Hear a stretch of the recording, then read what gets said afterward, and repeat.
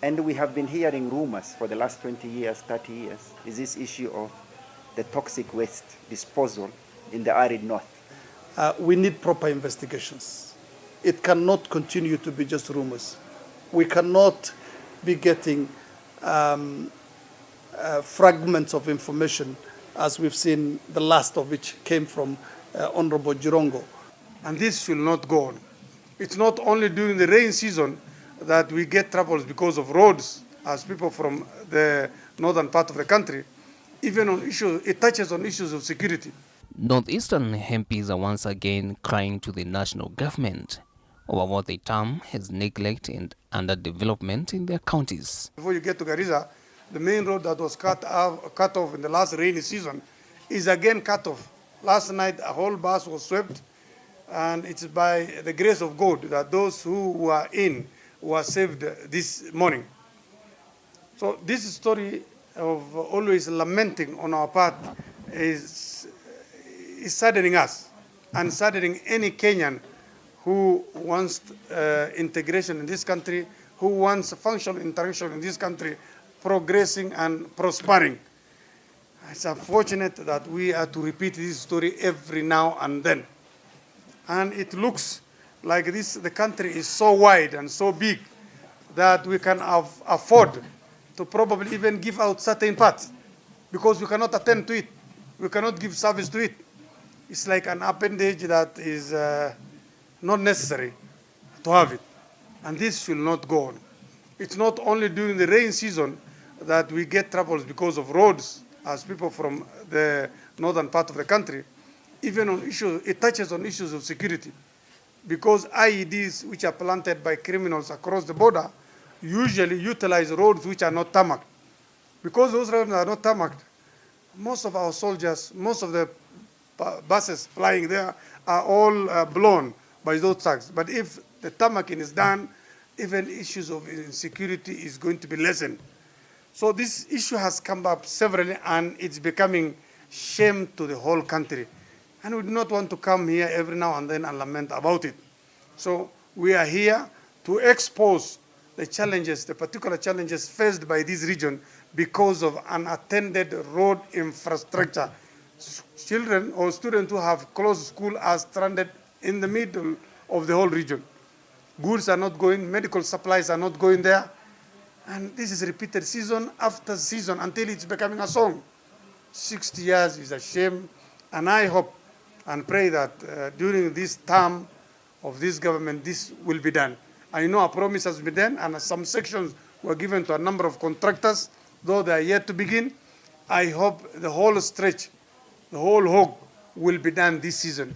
And currently, I think the emergency part, especially those sections that are stopping buses and cars or lorries taking essential goods and services to that region, must be attended to by the Ministry of Roads and specifically by Kenya, because that road is served or serviced by Kenya National Highway Authority. This has to be done urgently. It's not a matter, it's a demand actually. It has to be done as soon as possible so that people from that region feel that their government is attending to them. This has to be done. If I add on the toxic waste claims. This has been the song during my time when I was in school. Northeastern province used to be called nothing except problems. And it looks like now that I'm aging, it is becoming the same thing. The money for this road network has already been given by the World Bank for the last 5 years. The only problem is the incompetence of those agencies that are in charge of procuring the services of contractors so that they can build this road. Sometimes I wonder whether we need a Ministry of Roads and Transport, because this ministry is so huge. The road network, the transport, our airlines, our shipping lanes, all of them come under the ministry. Sometimes I wonder whether the ministry has been overburdened with mandate that it cannot do. One of the reasons why, for example, we are having this problem of the toxic waste is because there is no road network there. The road network, in my opinion, I think this is a very deliberate reason, because 60 years we cannot be able to fail to build one road in the whole in the whole north for 60 years. And if this country doesn't have the money, we already have a loan that has been granted by the World Bank. Why money that has been given 5 years ago, and we are paying commitment fees on that money as a country, why is it not being utilized to build the roads that it was meant to build? It doesn't make any sense. Actually, part of that money was used to build the road from, I think, Kitale to Marala. And that road has been completed 4 years ago, or if I'm not wrong. And the money has just been lying in the coffers of this country, doing nothing. As I said, the issue of the road network has been dealt with eloquently by my colleagues. The other issue that is really aching us, and we have been hearing rumors for the last 20 years, 30 years, is this issue of the toxic waste disposal in the arid north. Toxic waste, we are not sure about what Honorable Jirongo has said. We are asking for a thorough investigation. What Honorable Jirongo said was that he's aware that during the time of President Moi, that toxic waste has been buried up in the north. If that information is true, then that is our government at that time has committed genocide against the people of the north.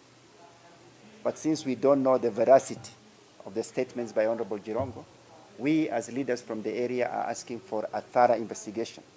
I'm aware that we have a nuclear regulatory agency. I hope that they have the capacity to investigate and find out whether these issues are true as said by Honorable Jirongo. People from the northern region we have always been complaining at the rate of cancer in our area. We've always kept on asking ourselves, why do we have all of a sudden the last 20, 30 years, why is the cancer rate in the north going up?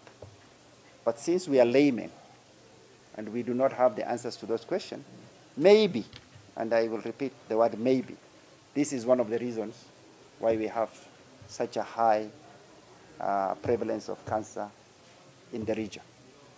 What we are asking as leaders from Wajir and leaders from the region is that a thorough investigation be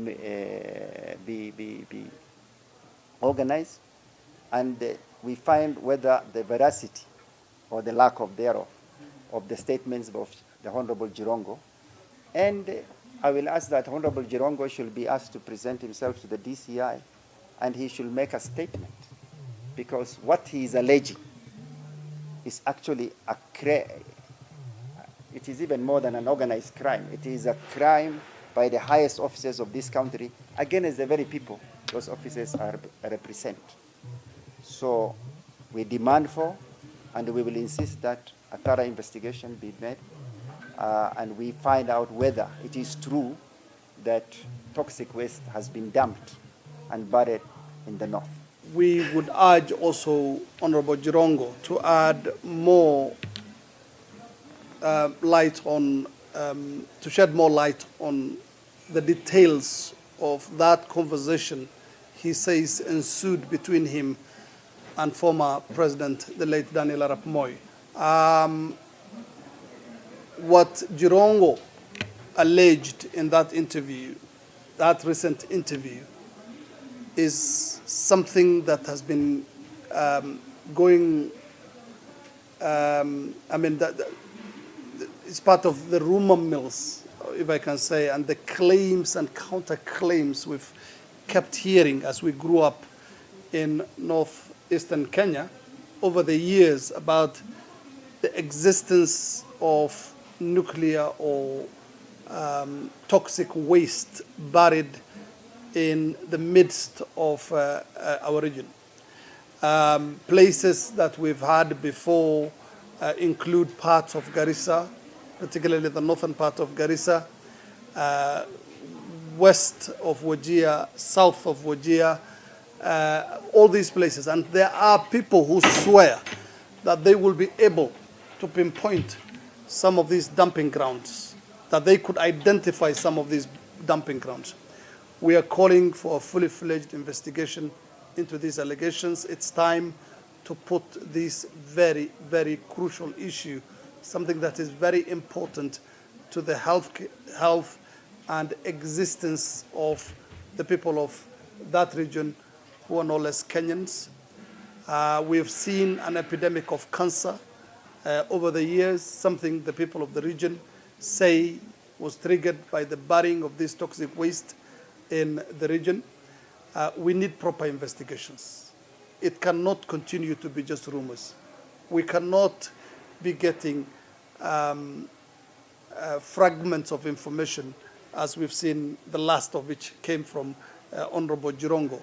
And as time continues, we need to be a country that is transparent, that investigates any issues that are of concern to the citizens of this country. And we call upon proper investigations. We need to get to the bottom of this matter. If at all it's true that toxic waste was buried and in any investigations is found out to be true, we would need a cleanup process done and also reparations given to those who have been affected. But all these things are secondary to the need that we have today for a proper investigation by experts, specialists in this subject. From floods, poor road infrastructure, and other social amenities dominating all their press conference. We are talking about lack of infrastructure, nuclear waste, toxic disposal. The people who are supposed to treat those people are right now on the streets, and we urge all parties to come to the table. We think that the doctors deserve to be treated, their issues to be taken very seriously by the government. And also the doctors to realize that we are living in this present-day Kenya where resources are also scarce. So I urge that this issue should be dealt with, not through public statements, not through press conferences like here, but soberly in boardrooms where we have a win-win situation where both the doctors and the people the doctors are serving get the best of their services. However, I feel agreement is an agreement. The doctors are Kenyans, and they deserve to be treated well. Equally, the executive, if they feel they cannot pay this amount now, I think a proper engagement with the medical union in a proper, without altercation over media, I think this will have really be the best approach. The doctors are our men. We need their services. Kenyans are really suffering because of lack of medical services. I think it is better there is a candid agreement, candid engagement between the leadership of the medical fraternity and the Ministry of Health and Finance, such as if there are challenges to implement this agreement, then a reschedule or some sort, or some agreement, a new agreement can be reached at. But let us not treat the doctors in a flimsy way. We need them. They are our people. They deserve to be paid well. But even the doctors also should also understand the economic situation of the country. They feel for the country, but they should be given due respect and given proper negotiation. We really need each other, and this has to be settled. Yes, the World Bank has there's a loan of $2 billion. It is called North and Northeast Development Initiative by the World Bank. It covers a lot of areas, but the major area is the road network. As I told you, one of the roads has been completed, the one in Turkana. This other one, the Siolo Modogashe is going on, probably a few kilometers now. I'm not sure about the extent of the road, but this was a loan that has been procured a long time ago. So we are wondering, when there's no resources, the mantra is we don't have the money. When we have the money, I don't know what the mantra is. Is that we are designing, we are looking at, we are doing this, we are doing that. So, as my colleagues have said, 60 years down the road, we cannot be talking about only one road. People in northeastern have seen tarmac. The first time in Wajir, the county where the three of us come from, was done by the county government of Wajir. 26 kilometers of tarmac within Wajir town. That's the first time people in Wajir have seen a tarmac road in their home area. And now there's no other tarmac road outside the major town of Wajir town. We're still waiting for our road network to be made passable, just to be made passable. Actually, sometimes we wonder even if they could only construct, for example, just make sure that we have bridges where there are dry riverbeds passing, or what we call lagers in our area. We can live with our dirt road.